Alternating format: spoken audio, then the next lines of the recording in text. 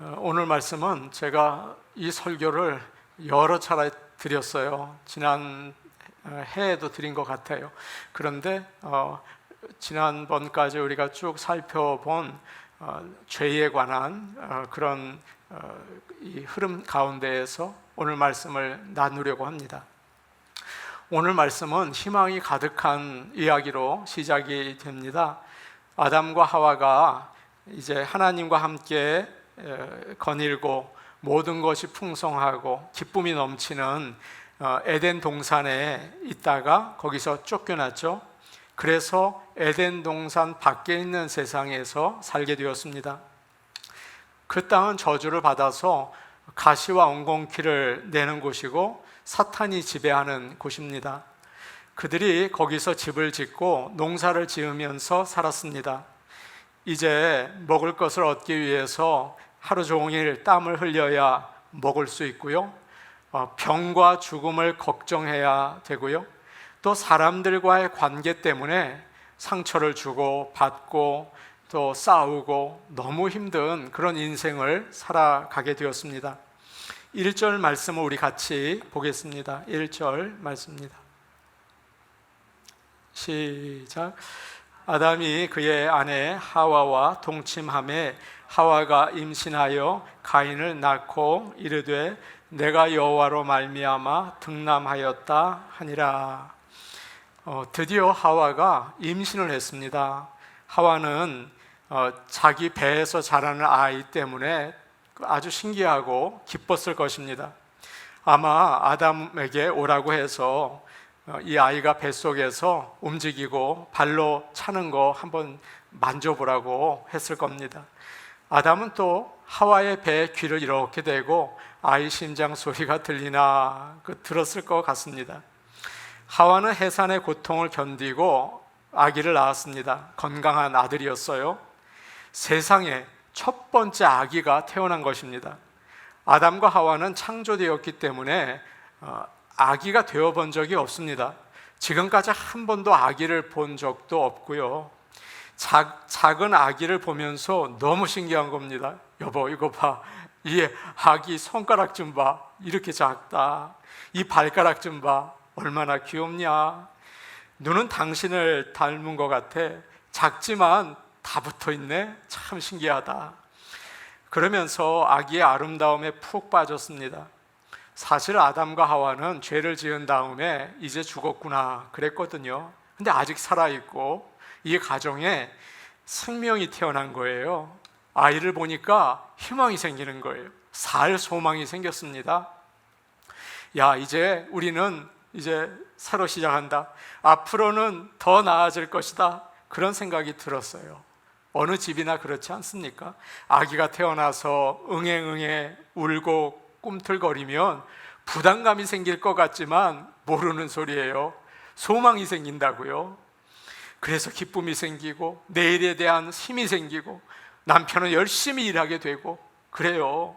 어느 가정에나 아기가 태어나는 축복이 있기를 간절히 소원합니다. 아멘. 아담과 하와는 아이의 이름을 가인이라고 줬습니다. 얻었다, 그런 뜻이죠. 하와는 너무 기뻐서 이렇게 외쳤어요. 주님이 도와주셔서 내가 아들을 낳았다. 그들은 아기가 태어나자 그런 생각이 든 것 같습니다. 하나님께서 여자의 후손이 뱀의 머리를 상하게 할 거라고 약속하셨는데 맞아, 바로 이 아이가 그 아이구나. 뱀을 물리치고 죄를 이기는 구원자이구나. 그렇게 생각을 했어요. 이 아이를 그리스도 구원자라고 생각하고 하나님께 감사하고 아주 큰 희망을 품게 되었습니다. 이 아이가 하나님의 아들로 잘 자라기를 기대했죠.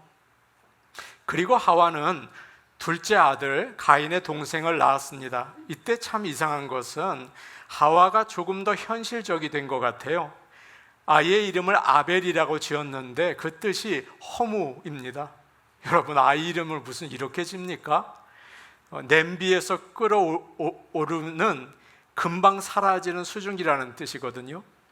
전도서 1장에 그런 말씀 나오지 않습니까? 헛되고 헛되며 헛되고 헛되니 모든 것이 헛되도다, 그 말이에요. 아벨의 이름이 그렇습니다. 아벨이 태어나기 전에 도무지 무슨 일이 있었길래 이렇게 바뀐 겁니까? 아이를 유산했습니까? 아니면 태어난 아기가 죽기라도 했을까요? 짐승들이 막 무섭게 싸우고 죽이는 모습을 보면서 세상은 참 허무하구나 그랬나요? 아니면 가인이 자라면서 자꾸 속을 썩이고 나쁜 행동을 하니까 자식에 대한 기대가 이제는 사라진 것입니까? 그 이유는 모르겠어요. 성경에 나오지 않잖아요. 그런데 둘째 아이를 낳고는 기대가 없어지고 인생이 얼마나 헛된지 그걸 깨닫게 된 것 같아요. 시편 144편 4절, 사람은 헛것 같고 그의 날은 지나가는 그림자 같으니이다. 아멘 하고 싶으시죠? 아멘 하고 싶은 분이 계실 거예요. 아담과 하와는 전에 에덴 동산에서 하나님과 가까이 지냈습니다. 지금은 그러지 못하는 게 너무도 안타깝고 너무도 속상한 거예요. 그래서 아마 아이들에게 그 이야기를 다 해주었을 겁니다. 사실 우리가 하나님과 너무 가까웠다, 하나님에게 얼마나 큰 은혜를 받았는지 모른다. 그런데 우리가 죄를 지어서 하나님으로부터 벌을 받았어. 아담은 아이들을 무릎에 앉혀놓고 하나님이 어떤 분이었는지, 그리고 그분을 어떻게 예배해야 하는지를 가르쳐 줬을 거예요. 하와는 어땠을까요? 아이들에게 절대 너희들 사탄의 말을 들으면 안 된다, 보암직도 하고 먹음직도 하고 지혜롭게 할 만큼 탐스러워도 그거 안 된다, 하나님 말씀만 들어야 돼, 알았지? 라고 아이들에게 가르쳐 줬겠죠.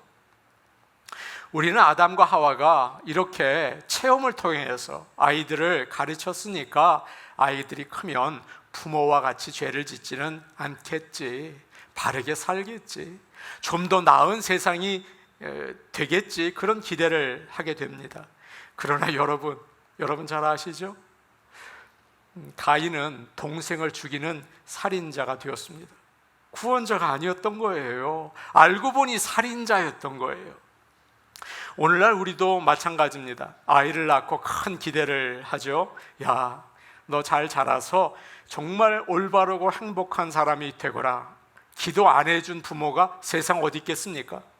그러나 아담과 하와가 타락한 다음에 죄가 모든 사람들에게 전달되었어요. 누구나 죄 가운데 태어납니다. 갓난아이, 움직이지 못하고 발쪽발쪽 웃지만 얼마 지나지 않아서 이제 죄가 쓱 나타나기 시작할 거예요. 다윗은 하나님의 마음에 정말 맞는 사람이었죠. 그러나 그는 이렇게 고백을 해요. 내가 죄악 중에 출생하였고 어머니가 죄 중에 나를 잉태했습니다. 그렇게 고백하지 않습니까?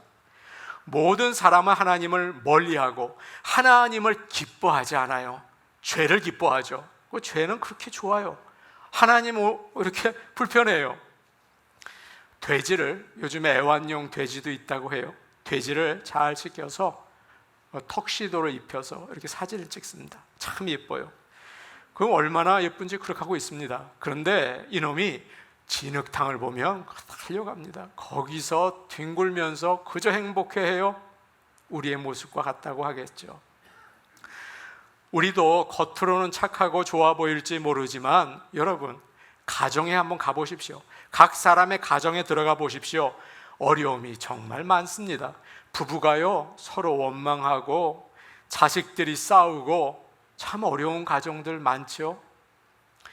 어느 목사님이 계세요. 사람들이 그 목사님을 존경해요. 우리 목사님은 성자다, 우리 목사님은 정말 순수하신 분이야, 그래요. 목사님은 성격이 부드럽고 어려운 사람 보면 눈물 흘리고 도와주는 거 좋아하고 목소리 한 번 크게 낸 적이 없으세요. 그래서 사람들이 우리 사모님은 복 받았어, 우리 사모님은 땡 잡았어 그러면서 부러워했어요. 목사님과 같은 분과 살아서 정말 행복하시죠? 다 그랬어요. 사모님은 그때마다 하늘을 쳐다보면서 아이고 하나님, 하나님만 아시죠? 라고 하셨다는 거예요. 그 뉘앙스가 목사님이 정말 나쁜 사람처럼 들린다는 거예요. 교인들이 그걸 보면서 우리 사모님 왜 그러시나. 겉으로 나타나지는 않지만 사람들은 누구나 죄가 있어요. 예수님의 십자가의 사랑으로 덮어주고 성령님의 은혜로 변화될 때 가정이 삽니다. 하나님의 축복이 임하게 되는 겁니다. 오늘 예배를 드리시는데 그냥 예배만 30분 말씀 듣고 예배 1시간 드리고 가겠다, 여러분 그러지 마시고 이 시간 통해서 하나님이 주시는 은혜와 성령의 충만함을 받으시기를 원합니다. 우리는 인생을 살면서 좋은 일이 생기면 하와처럼 기뻐하고 희망을 가져요. 누구나 마찬가지죠. 학교를 졸업하거나 결혼을 하거나 결혼해서 아이를 낳거나 좋은 직장에 들어가거나 성공해서 큰 돈을 벌거나 심각한 병에 걸렸다가 낫거나 또 이런 여러 가지 하나님이 주시는 은혜를 받을 때, 야 정말 나에게 좋은 일이 있을 거야, 복 받았다, 이제부터 내 인생은 정말 잘 될 거야, 그렇게 생각하죠. 여러분에게 한번 물어보겠습니다. 그 다음에 어떻게 되셨습니까? 정말 모든 게 꽃길처럼 열려지셨습니까? 모든 문제가 해결이 되고 그 다음부터는 기쁨과 만족이 가득하던가요? 이제는 죄 짓지 않고 사십니까? 죽음도 두려워하지 않고 인생이 밝게 보이십니까? 아니죠. 똑같아요. 그리 달라지지 않습니다. 우리 마음에 죄가 가득 있어요. 그 죄가 나타날 수밖에 없죠. 심각한 문제를 자꾸 일으켜요. 그 가만히 있는데 문제가 자꾸 생겨요. 자기와 주위에 있는 사람들 괴롭혀요. 인생이 불행해져요. 왜요? 죄 때문에 그러는 거예요. 자기도 괴롭거든요. 옆에 있는 사람도 괴로워요. 예수님을 믿고 죄에서 자유를 얻으시기를 축복합니다. 성령님께서, 우리는 정말 할 수 없잖아요. 성령님께서 우리의 마음을 이 시간 새롭게 바꾸어 주시기를 간절히 축복합니다. 아멘. 3절과 4절 말씀 우리 같이 보겠습니다. 3절, 4절 말씀입니다. 같이 보십니다. 시작.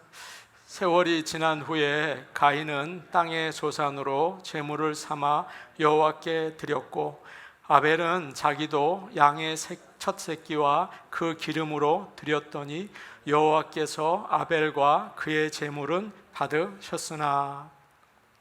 가인과 아벨은 형제로 한 집에서 한 부모로부터 가르침을 받고 자랐습니다. 그들은 어른이 되어서 다른 직업을 가지게 되었습니다. 아담은 아버지를 따라서 농사 짓는 걸 했고요.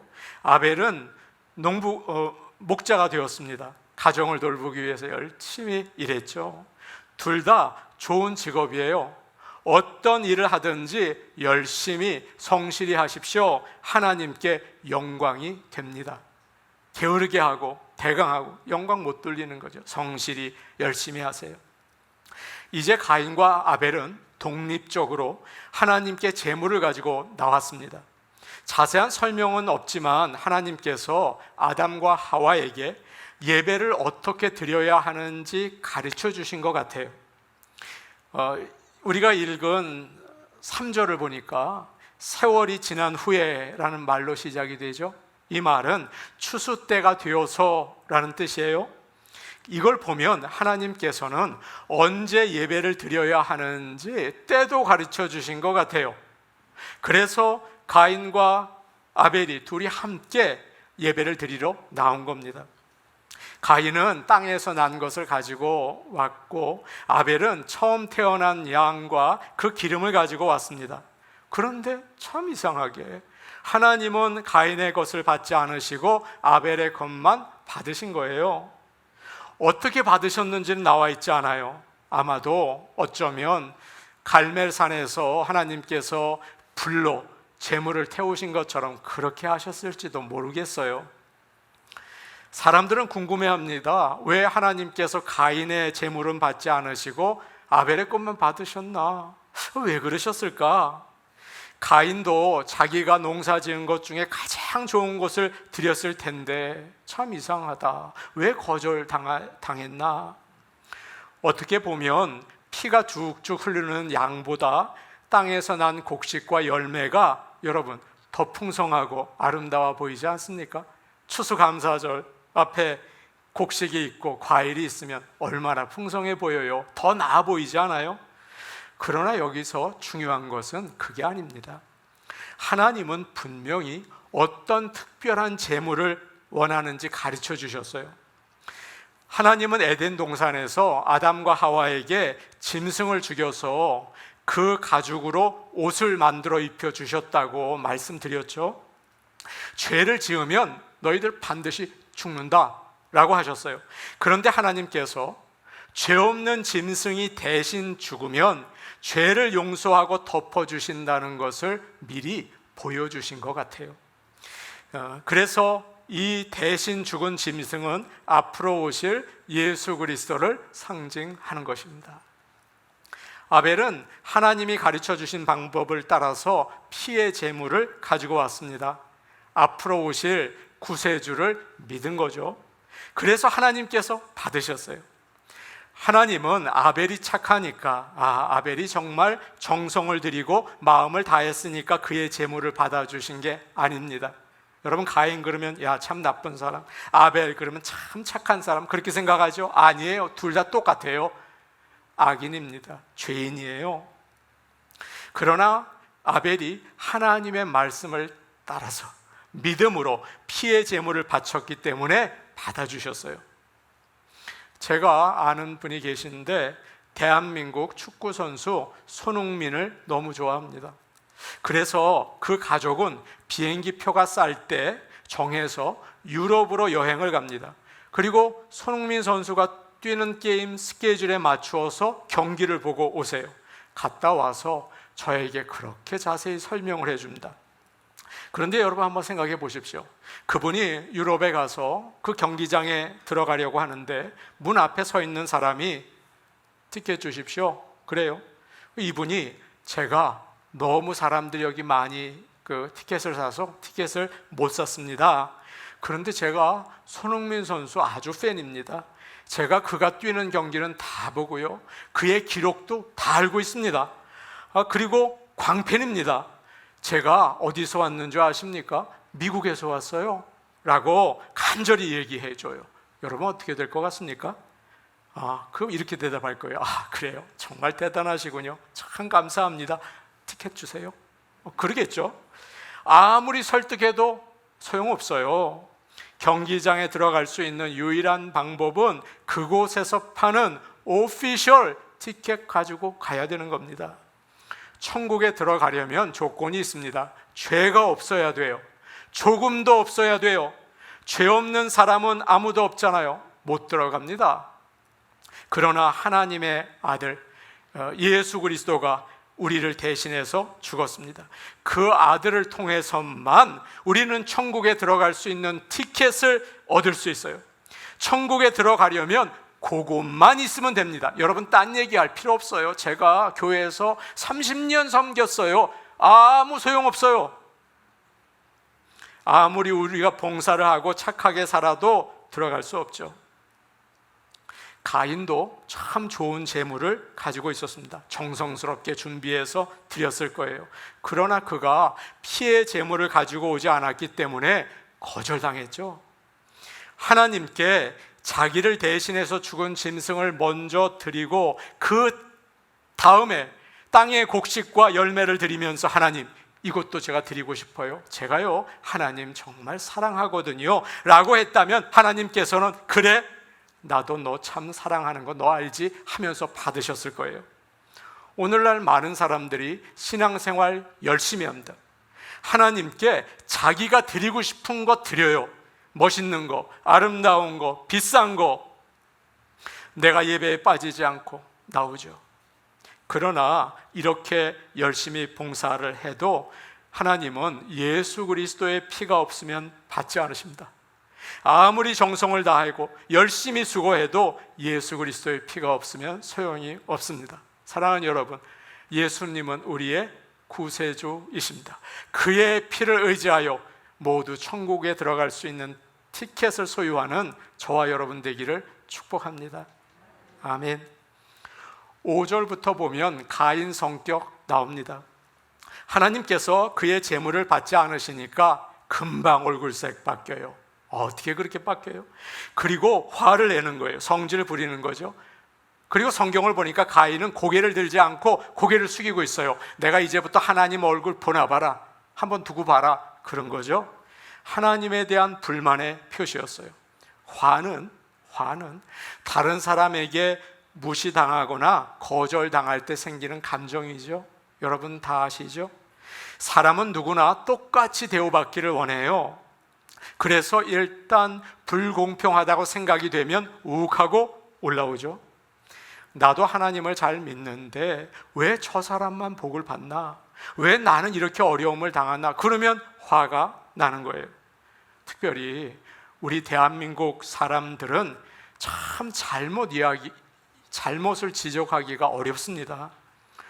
왜냐하면 내게 무슨 문제가 있나 이렇게 이성적으로 생각하기보다 감정적으로 받아들이세요. 그래서 나를 무시해? 나를 뭘로 보는 거야? 감히 나를 거절해? 얼굴이 싹 변하고 인사 안 하고 딴 데 보고 다니세요. 참 어려워요. 하나님은 그러면 가인을 버리거나 그 자리에서 벌을 내리실 수도 있죠. 그러나 그러지 않으셨어요. 6절과 7절 말씀 우리 같이 볼까요? 6절, 7절 말씀입니다. 같이 보십니다. 시작. 여호와께서 가인에게 이르시되 내가 분하여 함은 어찌 됨이며 안색이 변함은 어찌 됨이냐?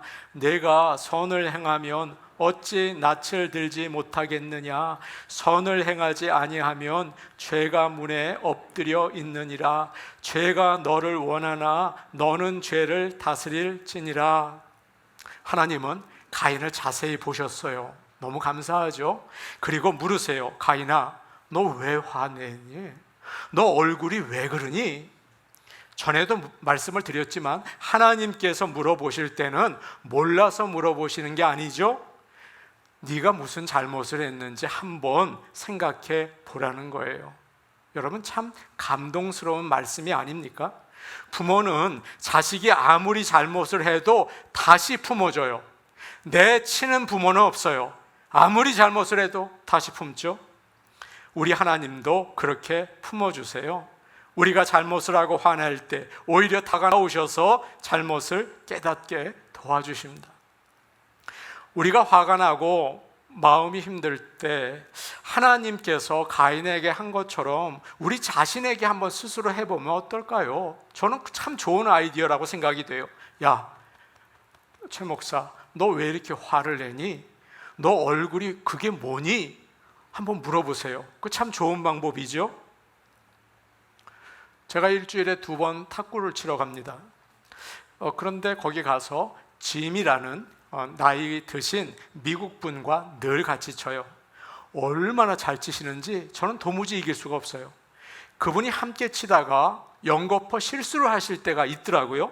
그러면 그분이 꼭 습관처럼 뭐라고 투덜대시는 거예요. 그래서 제가 저분이 화가 났나? 왜 저러실까? 그리고 들어봤어요. 가만히 들어보니까 이런 말을 해요. 짐, 너 왜 이러냐? 짐, 너 정신 차려. 짐, 너 잘할 수 있어. 짐이라는 말 계속 들리는 거예요. 누구에게 화를 내는 줄 알았더니 알고 보니까 자기에게 격려하고 자기를 이렇게 생각하는 거예요. 참 좋은 방법이다. 그런 생각이 제가 들었습니다. 여러분도 스스로 그렇게 하셔도 좋겠지만 예수님을 믿는 우리에게는 성령님, 거룩한 영이 우리 안에 계세요. 그래서 우리 속에서 늘 물어보시죠. 너 왜 화를 내는 거니? 너 얼굴이 왜 그러니? 라고 물어보세요. 혹시 너 잘못한 것은 없니? 하나님께서 늘 너와 함께 하시지 않니? 그러면서 우리를 돌아보게 하십니다. 여러분 그러죠? 얼마나 감사합니까? 사랑하는 성도 여러분, 늘 성령님의 음성에 귀를 기울이시기를 축복합니다. 아멘. 사실 가인이 화를 낼 이유는 없어요. 하나님이나 아벨이 잘못한 게 아니잖아요. 가인이 잘못했어요. 그러면 하나님, 제가 잘못했습니다. 다시 제물을 아벨과 같은 걸로 드릴게요 하면 됩니다. 그러면 하나님께서 받으시고 화도 사라지고 모두 기뻤을 거예요. 우리도 마찬가지죠. 문제가 생길 때 다른 사람 원망하고 책임을 돌리려고 할 때가 참 많아요. 물론 다른 사람이 잘못할 때도 있지만 대부분 문제의 원인은 나에게 있을 때가 많죠. 자존심을 내세우기보다 스스로 돌아보시고 바꾸시기를 바랍니다. 이제 하나님은 가인에게 어떻게 해야 하는지 가르쳐 주셨어요. 내가 선을 행하면 어찌 낯을 들지 못하겠느냐라고 하시죠. 여기서 선을 행한다는 말씀은 하나님이 가르쳐 주신 대로 올바로 예배드린다는 뜻이거든요. 그러면 하나님께서 당연히 받으시고 화낼 필요도 없고 얼굴 숙일 필요도 없다라는 것입니다. 올바로 예배를 드리지 못하는 사람은 죄가 그대로 있어서 예배를 드리고 나서도 똑같아요. 들어올 때나 나갈 때나 얼굴이 편하지 않습니다. 아무리 화장을 하고 향수를 막 뿌려도 얼굴에 좋은 분위기가 나타나지 않잖아요.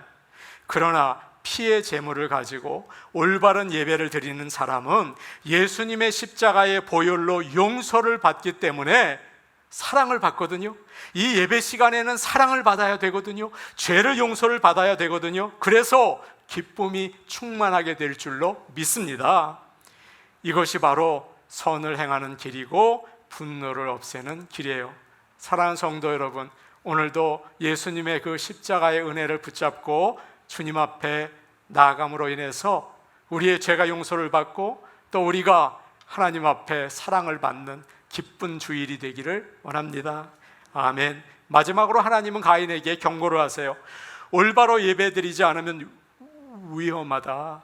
죄가 무서운 짐승처럼 문 앞에 웅크리고 있다. 집에 들어와서 너를 다스리려고 한다. 그러니 너는 죄를 오히려 다스려라 라고 말씀하십니다. 어떻게 죄를 다스릴 수 있을까요? 우리는 스스로 할 수 없어요. 죄를 다스리려면 먼저 예수님께서 우리의 주인이 되셔야 합니다. 예수님을 나의 구주로 믿으세요. 예수 그리스도의 피를 의지하면서 예배드리세요. 그럴 때 우리는 정말 죄의 위험에서 벗어나게 되는 것입니다. 찬송가 287장 예수 앞에 나오면 죄사함 받으며 주의 품에 안기어 편히 쉬리라. 우리 주만 믿으면 모두 구원 얻으며 영생 복락 면류관 확실히 받겠네. 아멘. 모두 구원받는 천국 백성 되시기를 간절히 원합니다. 아멘. 우리 같이 기도하겠습니다. 사랑의 하나님 아버지, 우리가 화를 내고 우리 안에 죄를 품고 살아갑니다. 그러나 우리에게 피의 제물을 드리면 용서해 주겠다고 예배 드리는 방법을 알려주셨습니다. 하나님 아버지, 우리의 정성과 우리의 노력으로는 예배 드릴 수 없습니다. 오직 예수 그리스도의 피, 나를 위해서 십자가 지신 그 사랑의 공로 의지하며 예배 드립니다. 예수님만을 붙잡습니다. 예수님이 나의 구세주이십니다. 구원해 주시옵소서. 내가 예수님을 주님으로 모십니다. 아버지 하나님, 그래서 참된 예배, 주님이 받으시는 예배 드리고 기쁨으로 이 자리를 떠나는 저와 모든 성도들 될 수 있도록 주여 이 시간 역사하여 주시옵소서. 예수님의 이름으로 기도하옵나이다. 아멘.